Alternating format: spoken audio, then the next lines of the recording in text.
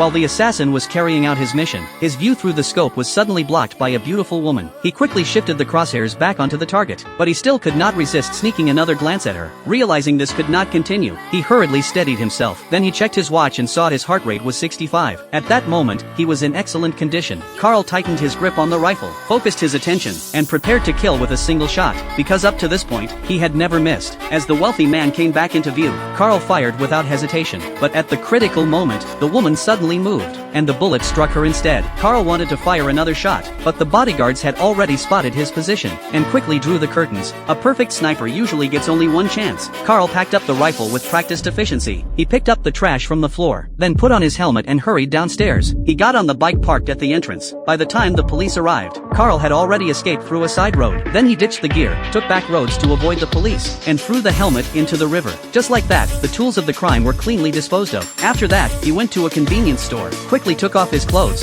and cleaned himself up. He even shaved his beard. Before leaving, he sprayed on a large amount of cologne. Once everything had been taken care of, he walked out looking clean and composed. After hailing a cab, Carl headed straight for the airport. Before going inside, he wiped the fingerprints off the pistol, and quietly tossed it into a trash can. As he was passing through security, he noticed a police dog staring right at him. Even though Carl had already removed his scent, he still did not dare gamble against a dog's nose, so he decisively gave up that flight, turned around, and went into the restroom. There, he carefully wiped down his exposed skin once again, and even the sink he had used was not overlooked. Details decide life and death. Carl never let his guard down. After that, he bought a ticket for another flight, but just as he was about to board, his boss called. Carl knew very well that once an attempt on a high-profile target failed, the assassin might be silenced. So now, he was likely being hunted himself. After hanging up, Carl pulled out the SIM card and crushed the phone underfoot to keep himself from being tracked. But even so, Carl did not relax after boarding the plane. He kept watching his surroundings, and soon noticed that a man in sunglasses seemed to be monitoring him. So the moment he got off the plane, Carl used another fake identity to arrange a transfer.